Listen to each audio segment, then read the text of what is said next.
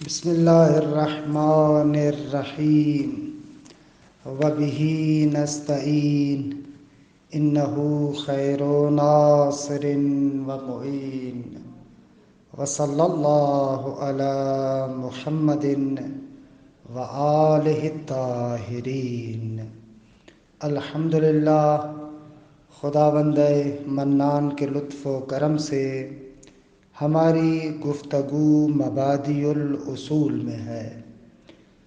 ہماری گفتگو ادلہ اجتہادیہ میں تھی۔ عرض ہوا کہ ادلہ اجتہادیہ 4 ہیں: کتاب، سنت، عقل اور اجماع۔ گفتگو سنت کے بارے میں تھی۔ عرض ہوا کہ سنت یعنی قول معصوم، فعل معصوم اور تقریر معصوم، اسے سنت کہتے ہیں۔ اچھا، یہاں پر ایک نقطے کی طرف توجہ دلانا ضروری سمجھتا ہوں۔ دیکھیں، سنت خود قول معصوم کو، فعل معصوم کو اور تقریر معصوم کو کہتے ہیں۔ ہمارے پاس جو روایات موجود ہیں، یہ روایات حاکی سنت ہیں، سنت کی حکایت کرنے والی ہیں۔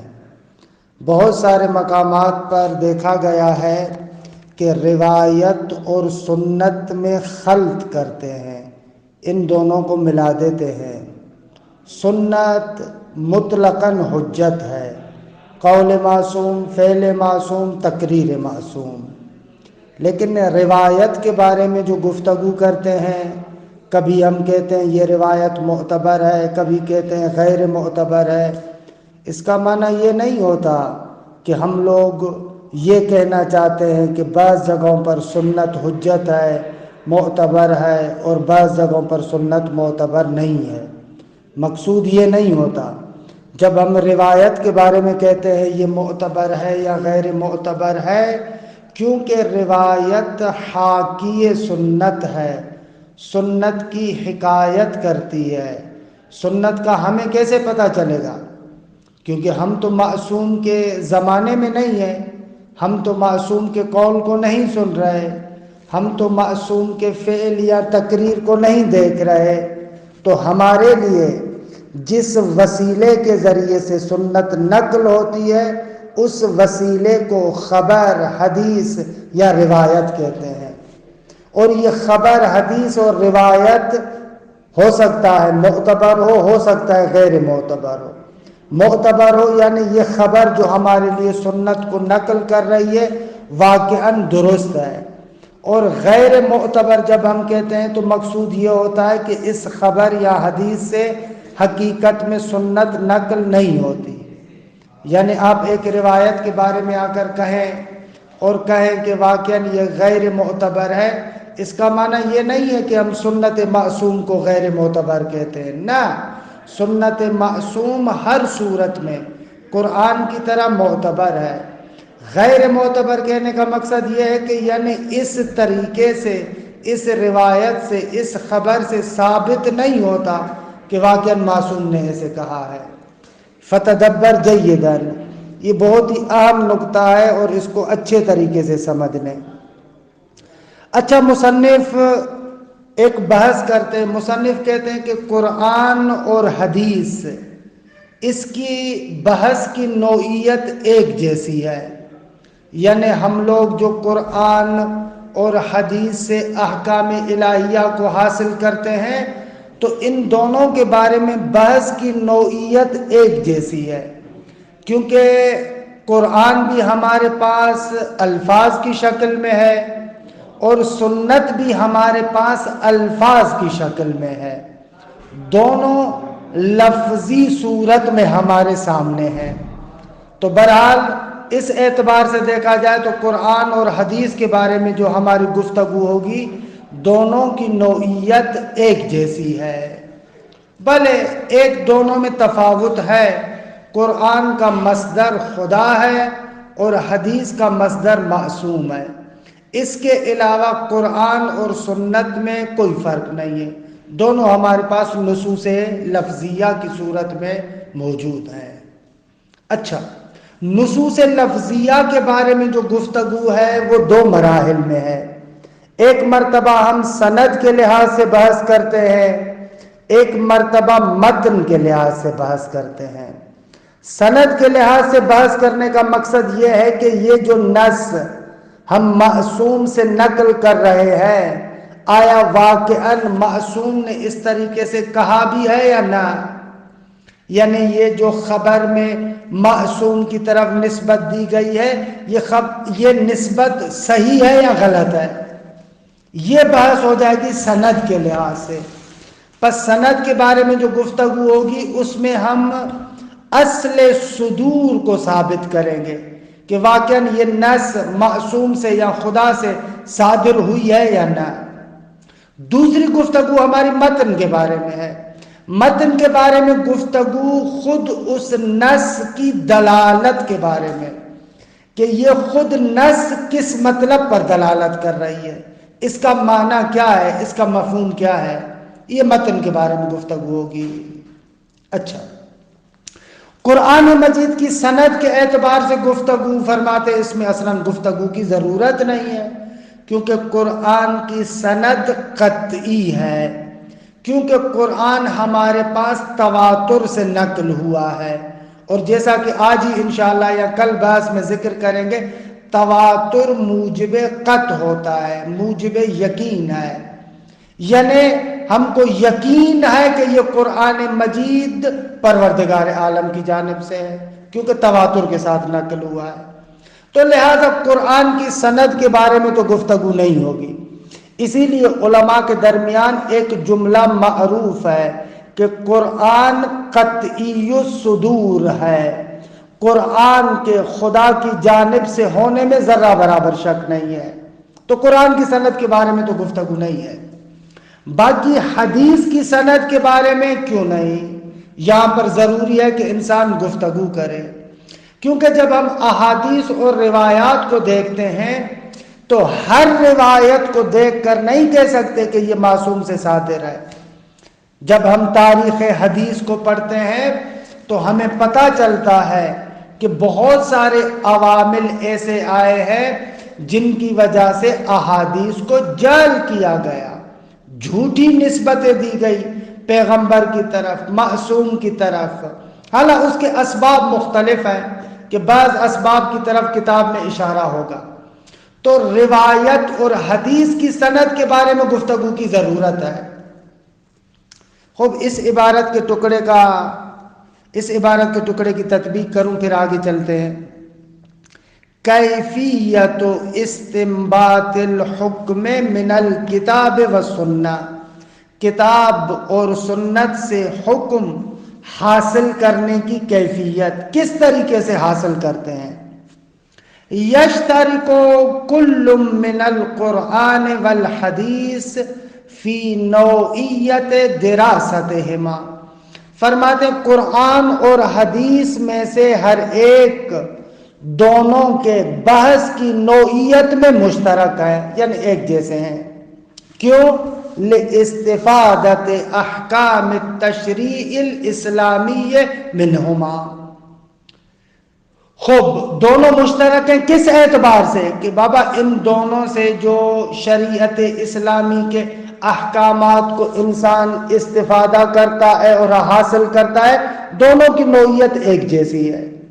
وذالک، دونوں کی نوعیت ایک جیسی کیوں ہے؟ فرماتے ہیں اس لیے لأن کلیہما نصوص لفظیہ، کیونکہ دونوں کتاب اور سنت دونوں نصوص لفظی کی صورت میں، الفاظ کی شکل میں۔ ولا یختلفان الا فی مصدرہما، دونوں میں کوئی فرق نہیں ہے سوائے مصدر کے کہ دونوں کا منشأ مختلف ہے۔ حیث ان القرآن من اللہ تعالی، قرآن کا مصدر خدا ہے، اللہ کی جانب سے ہے۔ والحدیث، یہ قرآن پر عطف ہو رہا ہے، والحدیث عن المعصومین علیہم السلام، اور حدیث کا منشأ اور مصدر معصوم ہے، معصوم کی جانب سے ہے۔ ودراست النصوص اللفظیہ تنوع فی علوم التشریع الاسلامی الی نوعین، فرماتے ہیں کہ نصوص لفظیہ کے بارے میں بحث تنوع تقسیم کیا جاتا ہے، فی علوم التشریع الاسلامی تشریع اسلامی کے علوم میں تقسیم کیا جاتا ہے، الی نوعین دو قسموں کی طرف، ہما وہ دونوں قسمیں یہ ہے، دراست السند و دراست المتن، ایک مرتبہ سند کے بارے میں بحث اور ایک مرتبہ متن کے بارے میں بحث۔ دراست السند، سند کے بارے میں بحث کرنے سے کیا مراد ہے؟ وَتَدُورُ حَوْلَ مَعْرِفَةِ صِحَّةِ أَوْ خَطَئِ نِسْبَةِ النَّاسِ إِلَىٰ قَائِلِهِ، فرماتے ہیں کہ سند کے بارے میں جو دراست اور گفتگو ہے وہ گھومتی ہے، تدورو یعنی دور میزند، گھوم رہی ہے، کس چیز کے بارے میں بحث ہے؟ حول معرفت صحت او خطأ نسبت النص الی قائلہ، اس نص کی جو نسبت اس کے قائل کی طرف دی جاتی ہے آیا وہ صحیح ہے یا غلط ہے، اس چیز کی معرفت کے بارے میں گفتگو سند میں ہوتی ہے۔ سند کے ذریعے سے پتہ چلتا ہے یہ روایت جو آپ نقل کر رہے ہیں واقعی یہ امام نے کہا بھی ہے یا نہ، یہ سند کی بحث ہے۔ دراست المتن والتدور، یہ دراست متن یعنی دراست یعنی گفتگو بحث، متن کے بارے میں گفتگو تدور دور میزند گھوم رہی ہے، حول معرفت مدلول النص، کہ اس نص کا مدلول معنی اور مفہوم کیا ہے۔ مدلول یعنی وہی معنی وہی مفہوم، کہ بریکٹ میں کہہ رہے ہیں وہی مضمون۔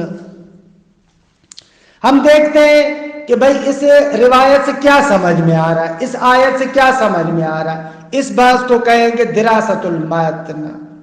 دراست السند، سند القرآن، ان نسبت القرآن الکریم الی اللہ تعالی وَإِنَّهُ كَلَامُهُ سُبْحَانَهُ ثَابِتٌ بِالضَّرُورَةِ مِنَ الدِّينِ، کہتے ہیں قرآن مجید کی نسبت اللہ تبارک و تعالی کی طرف، اور یہ کہ قرآن اللہ سبحانہ کا کلام ہے، یہ نسبت ثابت بالضرورت من الدین، اور دین کی ضرورت سے ثابت ہے۔ ضرورت بمعنی بداہت ہے۔ آپ توضیح المسائل کے آغاز میں پڑھتے ہیں نا، ضروریات دین میں تقلید نہیں ہوتی، کیا معنی ہے اس کا؟ ضروریات یعنی بدیہیات، یعنی وہ چیزیں جو بالکل روشن ہیں، ہر ایک کو پتہ ہے۔ مثلا کسی بھی انسان سے آپ پوچھیں دین مبین اسلام میں نماز واجب ہے، وہ کہے گا جی بالکل واجب ہے، انہیں کہتے ہیں ضروریات دین۔ تو قرآن مجید کی نسبت بھی خدا کی طرف بالکل بدیہی ہے، روشن ہے، ضروریات دین میں سے۔ جو بندہ بھی دین مبین اسلام کے بارے میں ادنا سی آشنائی رکھتا ہے اس کو پتا ہے کہ قرآن کلام خدا ہے۔ ولا یشک فی ذلک ای مسلم، اس بات میں کوئی مسلمان شک نہیں کرتا کہ قرآن کلام خدا ہے۔ وفی ضوئہ، اس مطلب کی روشنی میں پتہ چل گیا کہ تکون دراست سند القرآن مفروغا منہا، اگر قرآن کی سند کے بارے میں بحث مفروغ منہا ہے، یعنی اس سے فارغ ہیں ہم، ضرورت ہی نہیں ہے، ثابت شدہ امر ہے، اس سے فارغ ہو چکے ہیں۔ ولا تحتاج، یہ سند قرآن کے بارے میں دراست اور گفتگو محتاج نہیں ہے، الی ایت اثارت، کسی بھی اثارہ، یعنی ویسے کہتے اثار یثیر یعنی ابھارنا، یہاں پر اثارت سے مراد دلیل، کسی بھی دلیل کی ضرورت نہیں ہے کہ جو آئے اور آ کر مطلب پر پڑے ہوئے گرد و غبار کو اڑائے، نو، ضرورت نہیں ہے۔ سند الحدیث، اما نسبت الحدیث الی المعصومین علیہم السلام لیکن آغا جو حدیث کی نسبت معصومین کی طرف ہے فَتُفْرَزُ دِرَاسَتُهَا، اس کے بارے میں گفتگو فرض ہے یعنی واجب ہے، ضروری ہے. وَالْبَحْثُ حَوْلَهَا فَرْضًا، اس کے بارے میں گفتگو، اس نسبت کے بارے میں گفتگو کہ یہ واقعا معصوم کا کلام ہے یا کلام نہیں ہے، یہ فرض ہے، لازمی ہے. کیوں لازمی ہے؟ لِطَبِيعَةِ مَا أَحَاطَ بِهَا، کیونکہ آغا اس شے اور ان امور کی طبیعت اور نیچر کی وجہ سے جنہوں نے حدیث کی گفتگو کو گھیرا ہوا ہے، کہ مطلب روشن ہو رہا ہے. وَلَابَسَهَا، اور وہ امور کے جنہوں نے حدیث کی بحث کو لباس اوڑھایا ہوا ہے. وہ کیا ہے؟ من حوادث، وہ رودات، و عوارض، اور وہ عوارض اور واقعات کہ جعلت الوثوق، جعلت کی فاعل کی ضمیر حوادث اور عوارض کی طرف جا رہی ہے. وہ عوارض جو قرار دیتے ہیں الوثوق بصحت صدور کل ما ينسب الى المعصومین عنہم، جعلت الوثوق غیر طبیعی، وثوق مفعول اول اور غیر طبیعی مفعول دوم ہے، جعل دو مفعولی ہے. وہ حوادث جو کیا قرار دیتے ہیں بابا؟ ہر وہ چیز جو معصومین کی جانب منسوب ہے ان کے صدور کی صحت کے وثوق کو غیر طبیعی قرار دیتے ہیں. یعنی بہت سارے ایسے حوادث اور امور ہیں جو بتاتے ہیں کہ جو حدیث بھی معصوم کی طرف منسوب ہو آپ نہیں کہہ سکتے کہ وہ امام سے نقل ہوئی ہے. ایسے بہت سارے عوارض ہیں جو ہمیں بتاتے ہیں کہ ایسے نہیں ہے کہ ہر حدیث جو آپ کے ہاتھ میں لگے امام کی طرف منسوب ہو آپ کہیں کہ حتماً یہ امام سے صادر ہوئی ہے. نہ نہ نہ نہ، اس وثوق اور اعتماد کو وہ عوارض غیر طبیعی قرار دیتے ہیں کہ یہ طبیعی نہیں ہے. بھائی کیوں؟ وذالک، وہ اس وجہ سے لوجود مختلف عوامل الکذب والوضع والتبدیل والتغییر، فرماتے ہیں یہ اس وجہ سے کہ آغا جو جھوٹ، کذب یعنی جھوٹ، وضع یعنی گھڑ لینا، اپنی طرف سے بنا لینا، تبدیل یعنی اس کے اندر تھوڑی سی ہیرا پھیری، تغییر بھی وہی ہے. وذالک لوجود مختلف عوامل، اور اس وجہ سے کہ بابا مختلف عوامل ہیں. اعلیٰ مختلف عوامل کون سے؟ جھوٹ ہے، وضع ہے یعنی اپنی طرف سے گھڑ لینا ہے، تبدیلی ہے، تحریف ہے، تغییر ہے. من دینیت، وہ عوامل دینیہ ہو کہ مثلا کسی نے اپنے مسلک کو ثابت کرنے کے لیے اپنی طرف سے جھوٹی من گھڑت حدیث بنا لی. وسیاسیت، وہ عوامل سیاسی بھی ہو سکتے ہیں، بادشاہوں نے اپنی حکومتوں کو قائم کرنے کے لیے بہت سارے راویوں سے احادیث جعل کروائی. اجتماعیت، سماجی عوامل بھی ہو سکتے ہیں. طبیعیت، اعلیٰ ایک کی طبیعت اس طریقے سے ہے، درست ہے آغا وہ بیچارہ مکمل بات نہیں سن پاتا، آدھی ادھوری بات نقل کرتا ہے. کتدعیم مذہب معین، جس طریقے سے ایک معین مذہب کو تدعیم یعنی ٹیک دینا. ہاں مثلا دعامہ کہتے اس ستون کو جس پر چھت کو ٹیک دی جاتی ہے. تو کتدعیم مذہب معین، کسی معین مذہب کو ٹیک دینے کے لیے، اس کو تکیہ دینے کے لیے. اور تبریر سیاست حاکم معین، یا ایک معین حاکم اپنی سیاست کے لیے مجوز تلاش کر رہا ہے. اب مجوز کے طور پر اس نے احادیث گھڑوا لی ہیں، جیسے کہ بنی امیہ کے زمانے میں بڑے پیمانے پر ہے. اول الاستفادۃ فی التکسب، یا بعض لوگوں نے دھندا بنایا ہوا تھا، حدیث جعل کرنے سے پیسے کماتے تھے. او للاستفادۃ فی التکسب والمعیشہ، تکسب یعنی وہی کسب، کمانا، معیشت یعنی وہی اپنی زندگی گزارنے کے لیے، تجارت وغیرہ کرنے کے لیے، خوب اپنے کاروبار میں، تجارت میں کمانے کے لیے خوب احادیث کو جعل کروایا۔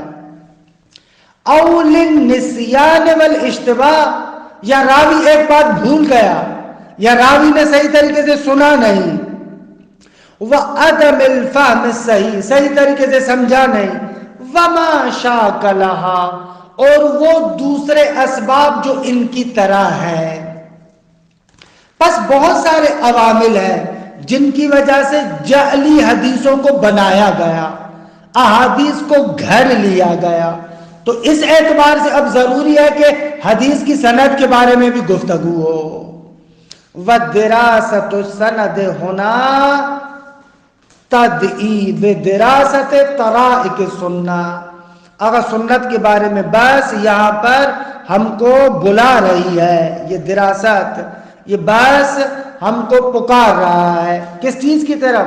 کہ سنت کے طریقوں کے بارے میں گفتگو کریں، کہ سنت کن کن راہوں سے اور کن کن طریقوں سے ہم تک پہنچتی ہے، کہ خوب انشاءاللہ اس کو جلسے آئندہ میں ذکر کریں گے۔